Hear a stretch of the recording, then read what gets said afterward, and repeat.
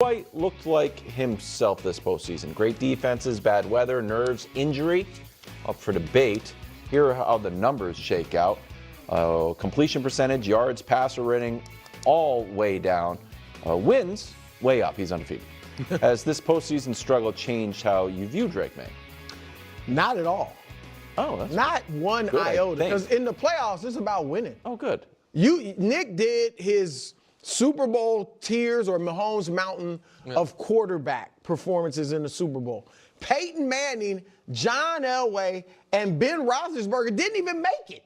What was it, the top 20? Top 20. So they didn't even make it in the top 21. And those are two of the arguably top 5 quarterbacks of all time, and all 3 of them are Hall of Famers. But nobody thinks about that. You just think they won multiple Super Bowls. Nobody holds it against Peyton Manning at all that he wasn't great, or Elway, that they weren't great in those Super Bowls. So this is about winning, number one. So I'm fine with that because he has won. Secondly, he has faced 3 top 10 defenses.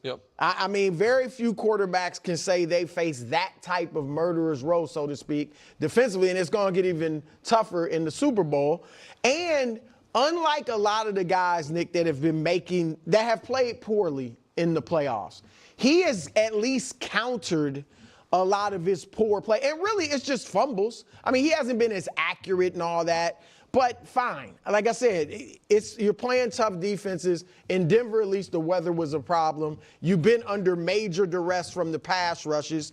But I think it's mainly been him fumbling the football. But what he's done is he has countered all of those mistakes with great plays. The highlight reel pass to Kayshon Boutte again in the second round against Houston for the touchdown. The runs against Denver. I mean, he literally won that game for them with his legs. So I get that he hasn't played as well as he did in the playoff or in the regular season, but I think he's shown moxie. He's shown that I can overcome adversity, that if I start poorly, I'm not going to melt as a young player.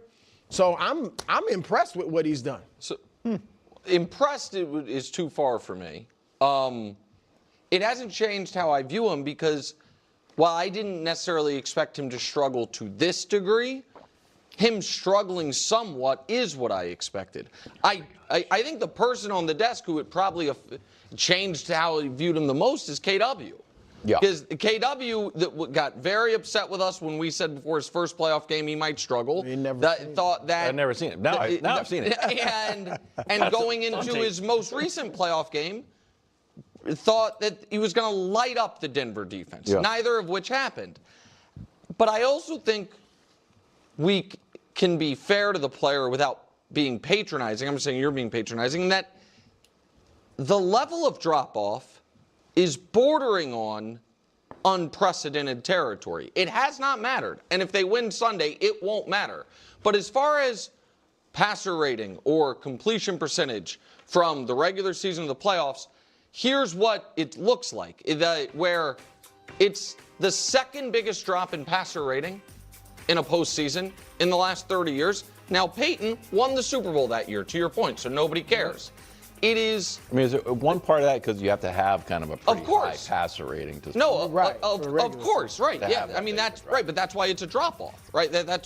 I'm not saying it's the worst playoff performance of the last 30 years, but as far as a drop-off, it is from completion percentage, which again was one of his calling cards. It is the biggest drop-off ever, and this is of the last 30 years, the graphics, but it's the biggest drop-off ever.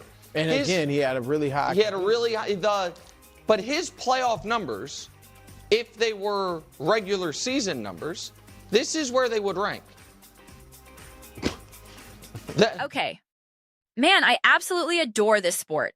I genuinely love engaging in these discussions, seriously. And I appreciate it when certain arguments are presented within the media landscape, because it creates the exact space where my perspective has a place to exist. I'll be watching a segment, and at a certain point, my internal reaction is, yes, please continue. Provide me with more material to dissect and respond to. I find myself metaphorically gathering notepads, feeling a productive kind of anxious energy, eagerly collecting points because I'm thinking, yes, keep furnishing me with content to work with. Keep it coming.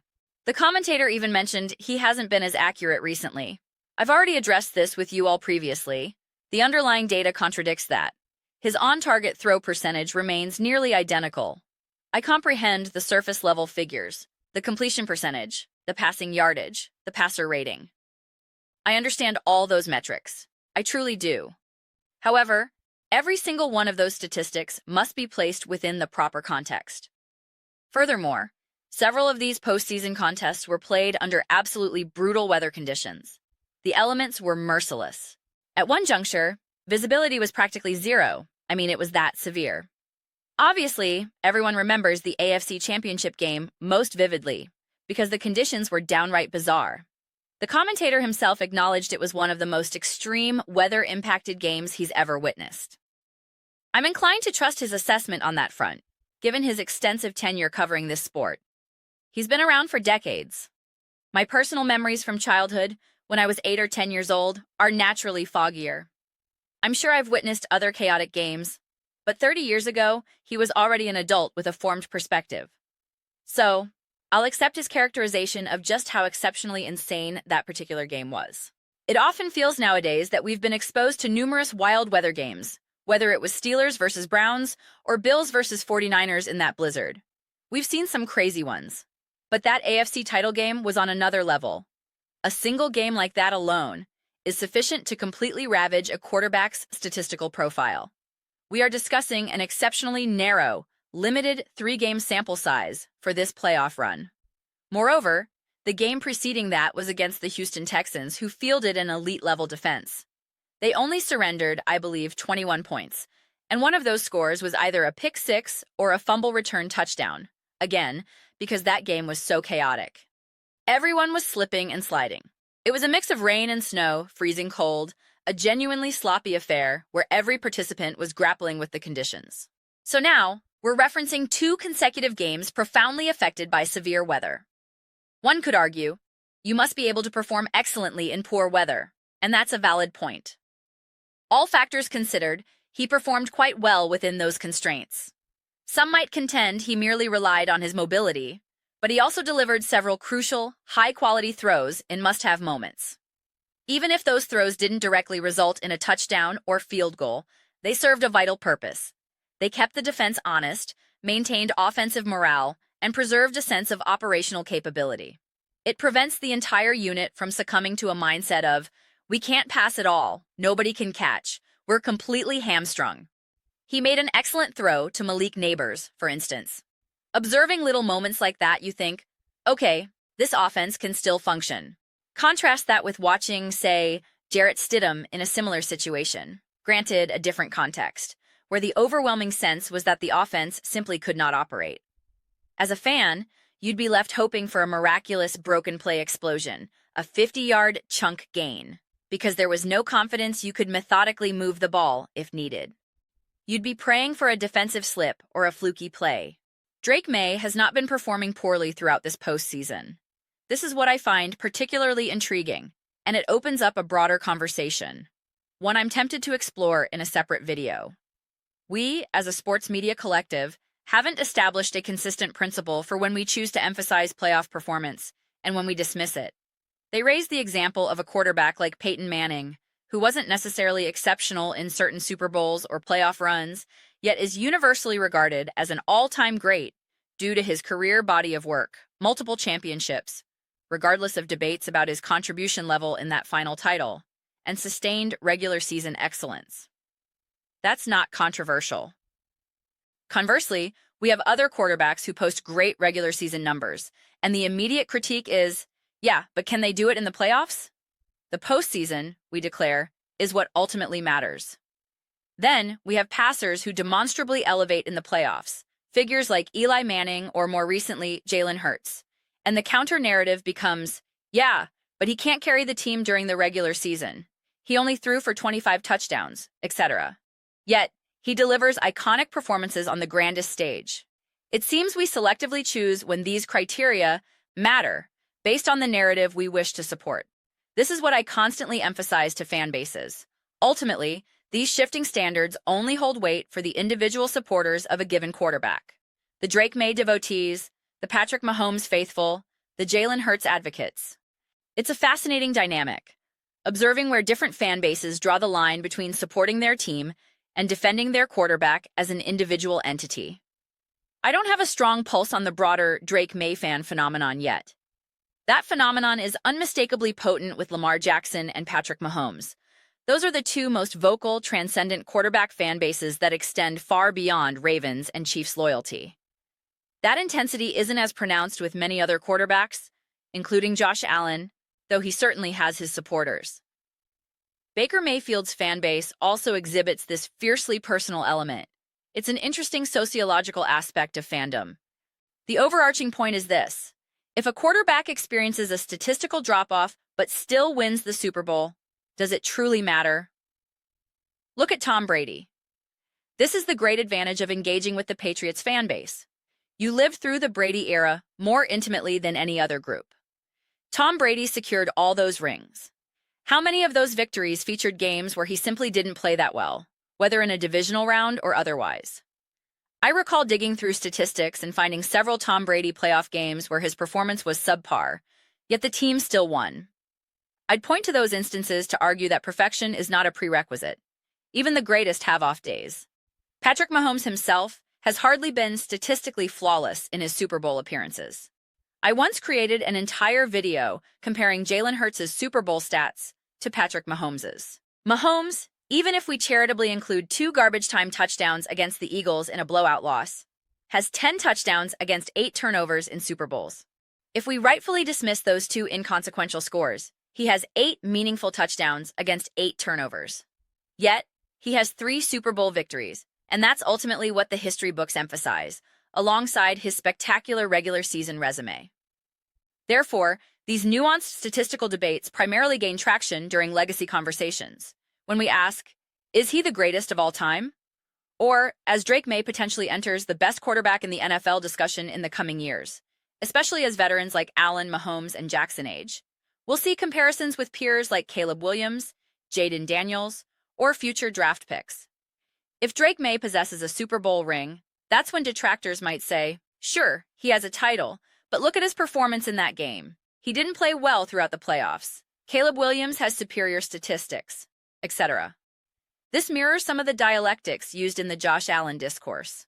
That's really the only context where this playoff statistical scrutiny becomes a central weapon. In direct, legacy-defining comparisons, like Tom Brady versus Patrick Mahomes, where one can argue Brady was significantly more efficient in his Super Bowl appearances despite similar turnover numbers, owing to his far greater number of games played. However, if Drake-Maye were genuinely playing poorly, if I were watching and seeing him consistently miss throws, make objectively bad decisions, and turn the ball over due to clear errors, then these declining statistics would be far more telling. That is not the sense I get from these games. Yes, he's had some fumbles, and one could attribute them to holding the ball too long. That's a fair critique. But in a peculiar way, if he had thrown 4 interceptions, I would be significantly more concerned, provided they were true interceptions stemming from poor decisions or errant throws, not tipped passes or spectacular defensive plays. Seeing a quarterback make a blatantly bad read or throw is a different category of concern. Patrick Mahomes, and I'm not singling him out, it's just a recent example, has thrown some bad interceptions in the Super Bowl against the 49ers with Brock Purdy or against the Philadelphia Eagles. We can contextualize them with pressure, etc. But they were, by his own admission, not good plays. Lamar Jackson had a critical interception and a costly fumble against the Buffalo Bills last postseason. I somewhat defended that fumble, reasoning that hypermobile quarterbacks who consistently extend plays are inherently more susceptible to strip sacks. It's an occupational hazard. Unless he was dancing in the pocket recklessly for an eternity, it's a risk that comes with his style of play. It's unfortunate when it happens at a crucial moment, but it sits lower on my hierarchy of concerns. To be perfectly fair, if he were in the Super Bowl this Sunday and suffered 2 strip sack fumbles, I'd certainly be questioning his ball security. If it became a recurring pattern, it would demand attention. A couple of the turnovers in this playoff run felt like instances where he was simply engulfed by pressure, and it was unfortunately manifesting as fumbles. Should he perform objectively poorly in this upcoming Super Bowl, it might add meaningful context to this entire playoff run and force a reevaluation. Perhaps I've been too forgiving. attributing too much to the football gods, statistical variance, and weather. I don't anticipate that, however. Even if the statistical trend continues, there's a strong likelihood I'll interpret it through the lens of the Seahawks' defense was phenomenal. Throwing windows were consistently tight. He was forced to use his legs. Seattle built a lead, forcing him into obvious passing situations where he held the ball longer. You must analyze how the statistics are generated and how the decisions unfold. Not all turnovers are created equal. It also depends on whether the team situation is putting the quarterback in positions prone to turnovers. Therefore, I don't believe you can glance at these aggregated stats and automatically leap to sweeping conclusions, especially when accompanied by graphics proclaiming a historic drop-off. I suppose it's impressive when quarterbacks demonstrably elevate their play in the postseason. Josh Allen often does. That's one of Jalen Hurts' strongest attributes, his ice-in-the-veins performances in the biggest games, which forms a core argument for his status as a top quarterback. We haven't necessarily witnessed that dramatic statistical elevation from Drake Maye yet. However, I also haven't watched these playoff games with the feeling that Maye is overwhelmed, nervous, confused by defensive schemes, or incapable against superior competition. That sentiment has never surfaced. My viewing experience has been one of understanding. Yeah, given the pressure he's facing, the insane weather, or the defensive game plan, this outcome makes sense. It feels logical.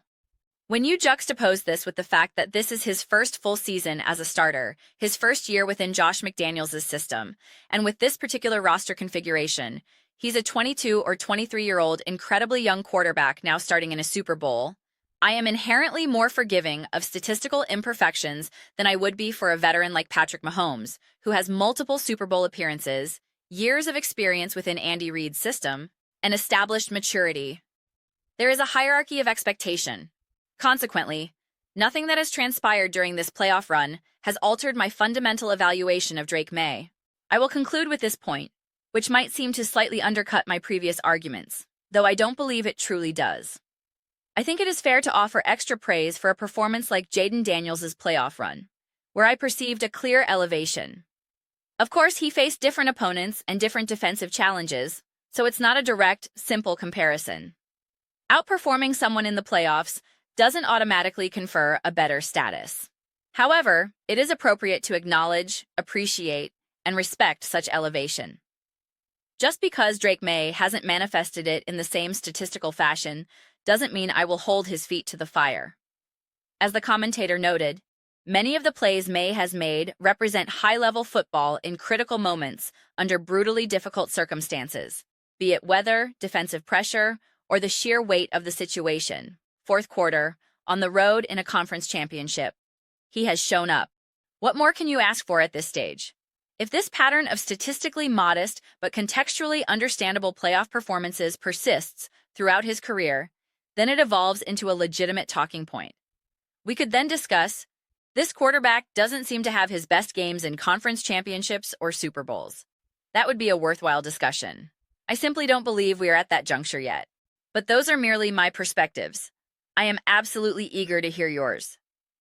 What are all of your thoughts on Drake Maye? Do you believe his playoff statistical struggles alter your perception of him? Please share your thoughts in the comments. I read every single one. So, whether you concur with my analysis or disagree entirely, let's engage in some discussions. Let's have some spirited debates. But ultimately, let's simply enjoy the conversation. Please consider subscribing. We are building a fantastic community here, and would absolutely love for you to be a part of it. My goal is to foster something we all feel genuinely connected to, something we are excited to participate in. I believe we are well on our path to achieving that. Also, please don't forget to give this video a thumbs up. It genuinely assists with visibility and the platform's algorithm. Thank you so very much. See you next time.